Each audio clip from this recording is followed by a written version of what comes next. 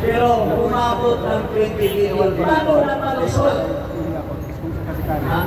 Ilang pang distrito ang napalusot? Dahil sa kawalang alam mo, mga kababayan, itong si Marcos Jr. Kaya ang mastermind dito lahat ng korupsyon, isang tao lamang kundi si Ferdinand Marcos Jr. ang kababayan. Ngayon, ginagawa nilang scapegoat ang mga kontraktor. Totoo naman na kinabang ang mga kontraktor. Pero yun lang ang tututukan nila, pero yung mga nasa likod, itong corruption na ito, ay makakaligtas. Tulad noong panahon ni Janet Trinidad-Torres, ang daming mga kongresista, congressmen, senador na involved. Pero sa katapusan, sinakulis lang ang nagdusa, nakaligtas. Ito na naman, sabi ni Marcos, gagawa siya ng independent commission, independent body. Pero sa katapusan, anong sinasabi niya? Recommendatory lang. Yung bang independent body na recommendatory lang? Siya pa rin ang mag-uusga sinong sasapahan at sino hindi. So mga kababayan, mag-isa tayo, magkaisa tayo, magsama-sama tayo sa legal na paraan na mapaabot natin sa bawat isang mamamayan ang pangyayari ngayon dito sa gobyerno na wala nang kumpay, wala nang mamibigay na suporta sa mga mahihirap.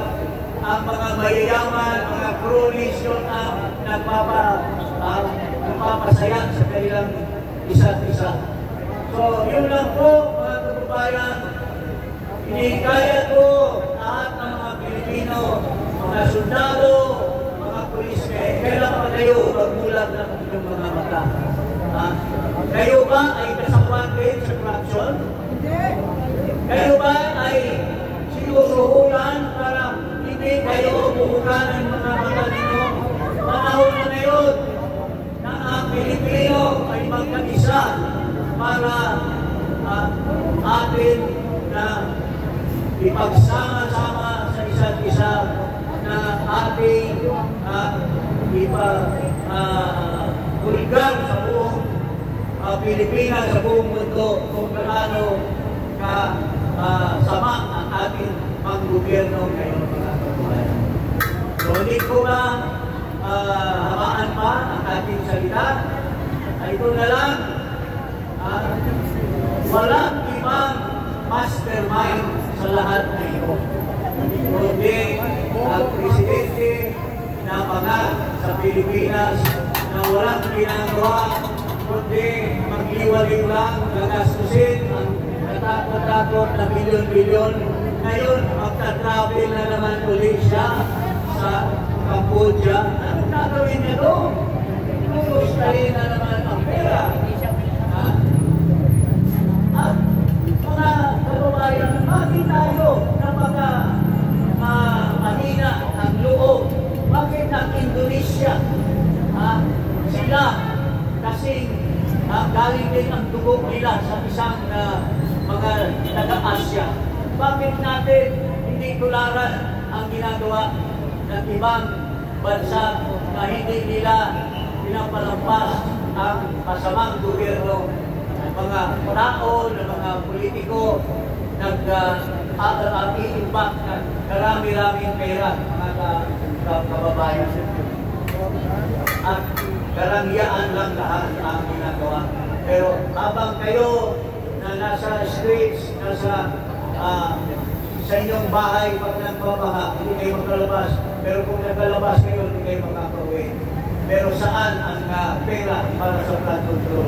Nasa pulsa ng mga politiko. Ito, mga contractors, kasangkalan lang nila para kumita sila, mga kababayan. So, anong isisigaw po natin?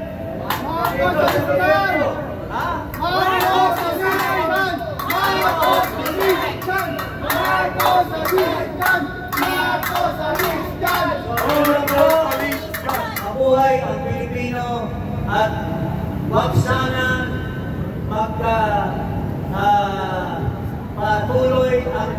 duwag na nandyan lang sa tuloy-tuloy ang chat, pero wala naman hindi sumasama sa atin at ipadayag o ipakita na tayo ay lumalaban para sa ating kapwa Pilipino, mga kababayan.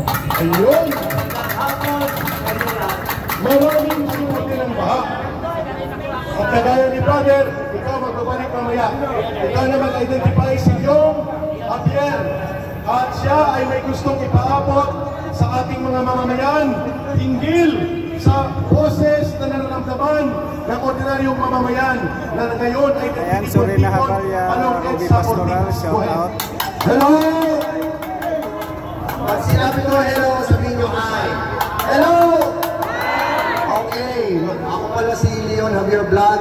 Isa po akong vlogger, TDS vlogger.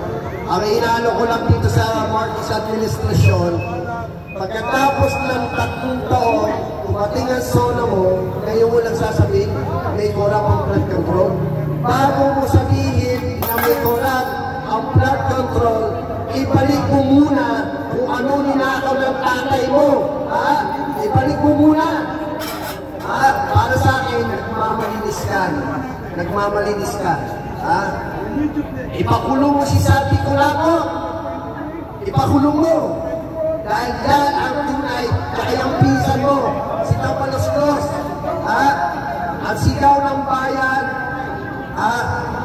Marcos, resign, bumaba ka na, dahil hirap na ang Pilipinas, ha? Puro kayo taksil, ha? Puro yung ginagawa niyo sa bayan, ha? Wala na ba kayong awa sa mga Pilipino na nag-uwi-kahos, ha? Nasa laylayan ng Pilipinas, ha? Wala na kayong awa dahil magnanakaw kayo. Ikaw, BBM pa ba? Ito lang masasabi ko sa iyo, putang ina mo, magnanakaw ka. Thank